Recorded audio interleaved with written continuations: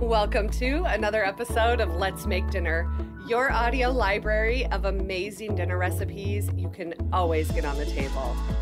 I'm your host, Susie Weinrich. I am so glad that I am finally recording. I tried to record this episode 3 times. The first time I didn't have it set to record. The second time my microphone was not on, and here we are. Third time's a charm. We are ready to go. Happy Thursday, everybody. We are making such a delicious side dish today. I know that normally I go over dinner recipes, but this time we're going to talk about a side dish that's going to complete your meal. I am an Iowa girl, so I feel like I have authority to talk about corn on the cob. And we're not just making corn on the cob, we're actually going to make creamed corn.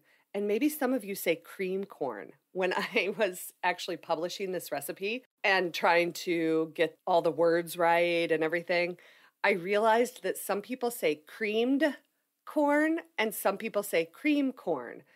In my house where I grew up, we say creamed corn with a D on the end. So that's how I'm going to say it. I hope you're not bothered, and I hope you will stick around for the full recipe. So before we get to the full recipe, let's talk a little bit about the ingredients. You actually only need 5 ingredients to make really, really delicious homemade cream corn. Of course, the main ingredient here is going to be fresh corn on the cob. I want to go over how to find really fresh corn on the cob. Of course, it has its season. Corn on the cob is really great in late June, July, and August. That's when it's going to be in season and fresh and super sweet. Like so sweet that if you eat it on the cob, you don't need any butter or salt. It's its own beast. It's so delicious. So, of course, in that time frame, if you can buy corn on the cob from a local farmer, do it. Absolutely do it. So a lot of times, at least in Iowa, farmers will come in town and set up on a corner with their truck, and the back bed of the truck will be open and it will just be heaped full of corn on the cob.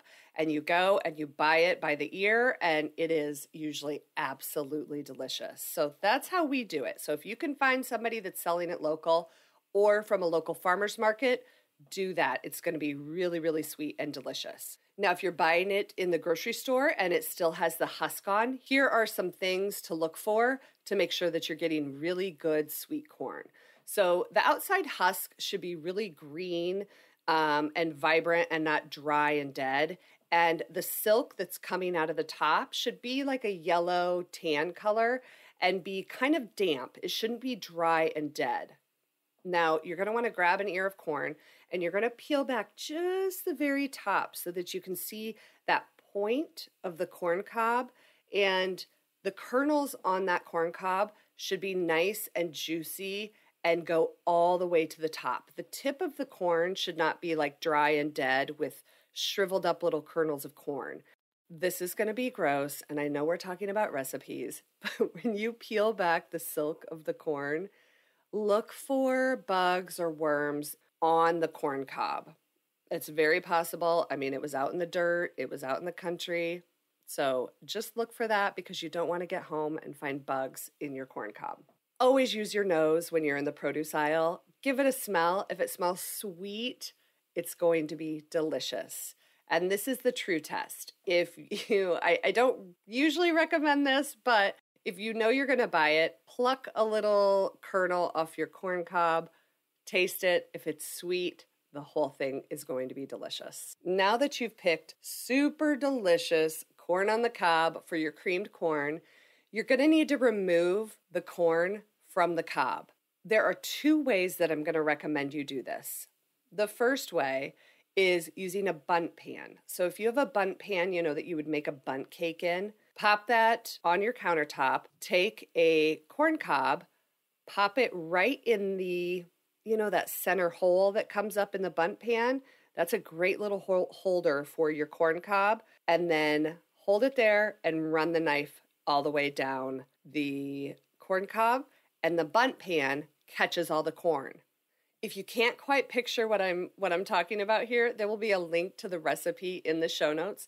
You can click through that link, and there's actually a picture of me using this method right in the post, so you can check it out. The other way is actually just to lay the corn cob on a rimmed baking sheet and run your knife down the side of the corn cob. So you're not standing the corn up, you're actually laying it down, cutting the corn off, flipping it over, cutting the corn off, flipping it over, and cutting the corn off. That way works really well too. And I definitely recommend doing that on a rimmed baking sheet because when you do it, some of the corn kernels are going to kind of fly all over the place. And by using the rimmed baking sheet, it contains all of that corn for you. The other thing, when you're cutting the corn from the cob, after you have all the corn off of the cob, turn your knife over to the blunt side and run it down the corn cob, and the cob will actually release what is called corn milk, or at least that's what I call it. It's a super flavorful juice that is in the cob underneath the corn kernels. So that just adds a little bit more corn flavor to your creamed corn. We actually use this method in our corn chowder as well. All right, so now that we've got those little tips and tricks out of the way, you need to grab your 5 ingredients, which are going to be 12 ears of fresh corn on the cob with the corn removed, like we just talked about, 1 cup of buttermilk, 4 tablespoons of butter, 1 teaspoon of kosher salt, and half a teaspoon of onion powder. So let's get started. You're going to start by removing all of that corn from the cob. Then, in some boiling salted water, you're going to boil that corn for about 10 minutes, and that's just going to get it cooked and tender. You're going to drain that just like you would pasta, and then scoop out 2 cups of that corn and add it to a blender. Pour in 1 cup of buttermilk into the blender, and then blend it up until it is smooth. That's your cream part of your creamed corn.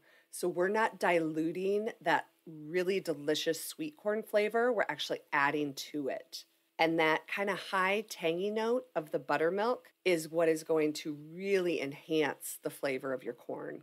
Now pour that mixture back in with the whole corn, and then you're going to add in the 4 tablespoons of butter, the 1 teaspoon of kosher salt, and a half a teaspoon of onion powder. Warm that over low heat for about 5 minutes, and it is ready to go.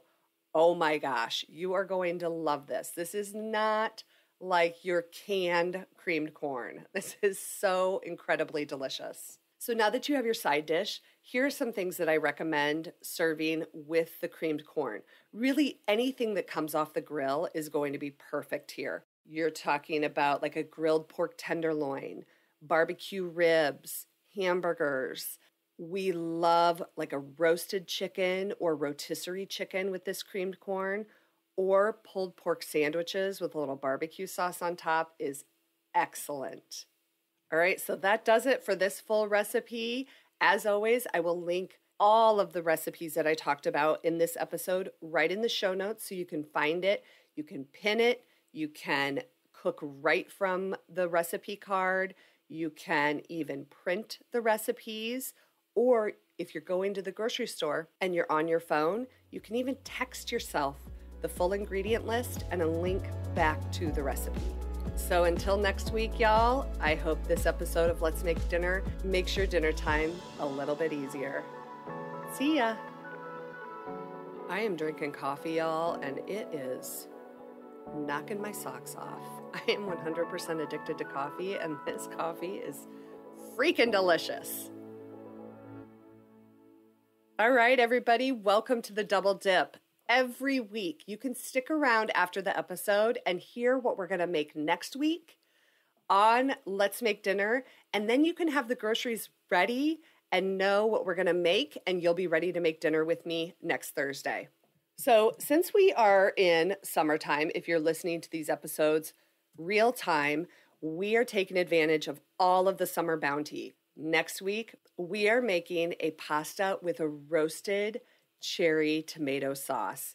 Really good, really fresh. If you grow tomatoes, this is a perfect recipe for you to take advantage of all of those yummy, fresh tomatoes.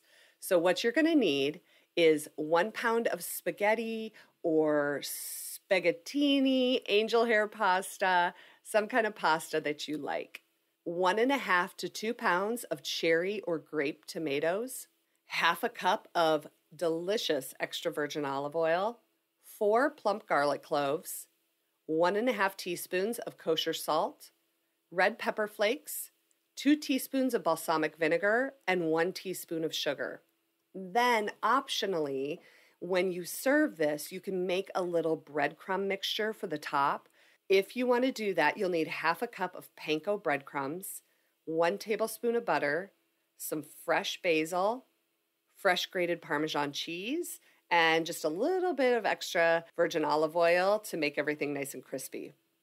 So that's it. I will link this recipe in the show notes for you. So if you want to take a look at it before you make it for dinner, you can go ahead and click through that link. But until then, I hope you guys have a wonderful weekend and week ahead, and I'll talk with you next Thursday.